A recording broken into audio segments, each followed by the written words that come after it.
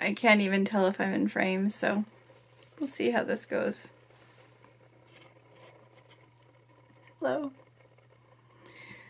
So it's about 2:30 in the morning. I've had a lot of trouble with inflammation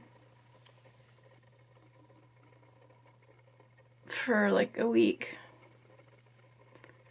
And it's just getting worse. So it's like inflammation everywhere. But mostly my lower half of my body, and especially my feet, and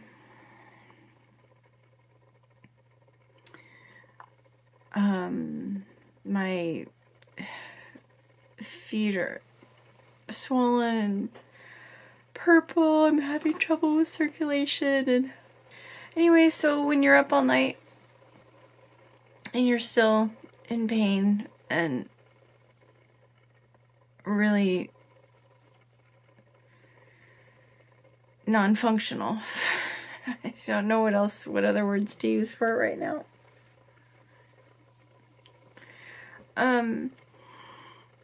What do you try? You know, when medicines don't help, or they make you really sick and don't help. When supplements from all over the world haven't helped yet. At least not in this area.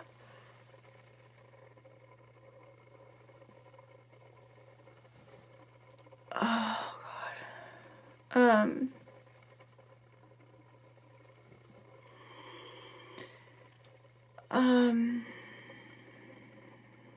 Sorry.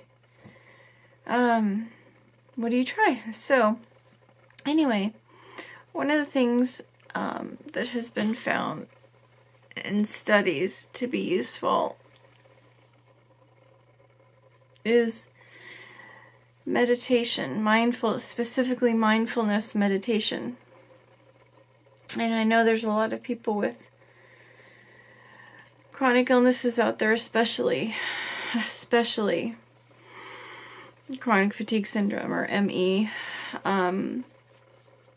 that just want to roll their eyes right now and just go, oh my God, please don't talk to me about meditation, because for so long now we've been told that it's in our head to go see a psychiatrist, to do CBT, chronic behavioral therapies, which include things like self-hypnosis and meditation techniques. And I did all that when I first got diagnosed, and I still thought the doctors knew what they were talking about. Before I knew about the PACE trials, and then it getting debunked, and anyway, before I knew about all that, I was told to do all those things, to try graded exercise therapy, to go to a psychiatrist, and to do cognitive behavioral therapies. And as painful and as difficult as it was, I went to all these classes. I went to self-hypnosis classes. I went to meditation classes, even though I meditated all and did yoga all through my 20s and 30s. Like every day, yoga and meditation in my 20s and 30s. I loved it. But once I got chronically ill and in so much pain and so stiff, like my body is just filled with cement after being so flexible for so many years, trying to stop chronic heavy-duty pain with meditation is like, for me, in my experience, trying to stop a train with a feather. I love feathers. Feathers are soft and lovely and beautiful and have their place. It isn't going to help you against a train. It's just not. But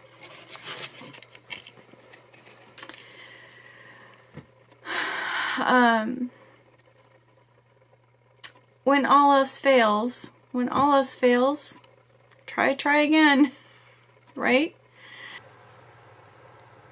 It's been a long night. It's been a very long night. And nothing helped.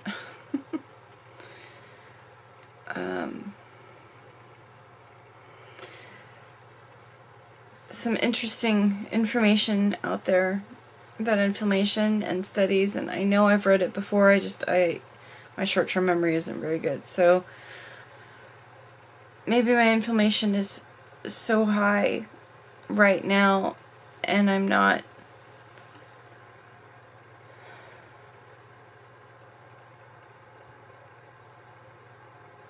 practicing it in a way that's so focused and intense enough for the level of inflammation I have. Who knows? Who knows? Anyway. Obviously I'm going to keep doing. There's so many benefits. There's so many benefits to mindfulness meditation. You know, it's not a religious thing, at least not for me. It's not a religious thing for most people, I think.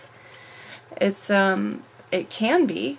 I mean, it can connect you to God. It can connect you to your spirit. It can connect you to the heaven. It can connect you to the universe. It can connect you to yourself, most importantly, to your higher self, is what I find. I've had all of those moments over my decades of meditation. I'm just finding it incredibly difficult to do meditation when I'm in pain. Like impossible. I just keep trying, but anyway, I was going to try to find that study for you guys. I mean, I found it, but now I'm trying to, my vision's really blurry today because I'm really fatigued, and the inflammation is really high, and it seems like when the inflammation gets really high, my vision gets worse. The study is, it's called Mindfulness Meditation and the Immune System. A systematic review of randomized control trials.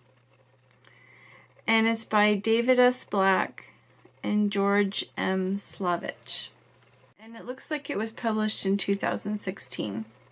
So I think what I'm going to focus on for the inflammation, because so many of my symptoms are tied to inflammation, that I've been trying to focus on food. For a lot of reasons, including the fact that my vitamins are deficient.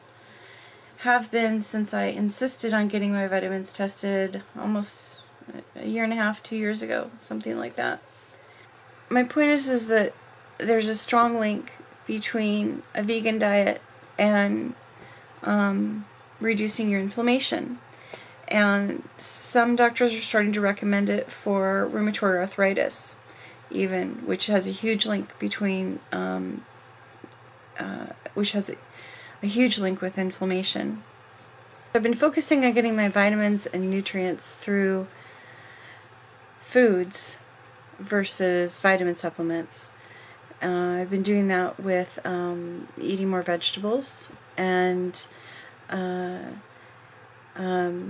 even growing my own microgreens, which is really easy. It's like sprouting. It's so easy. Even I can do it, and if I can do it, you can do it.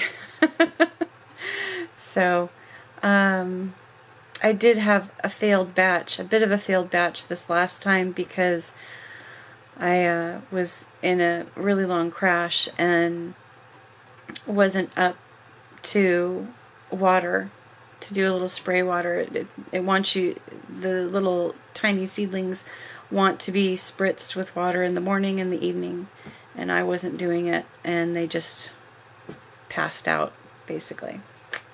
So, but usually it's really simple to do, and if you're You know, if you're up and out of bed, you're okay, at least twice a day. Or if you have someone to help you, or if you have it by the bed. Anyway. Okay, I gotta go. Okay. Bye.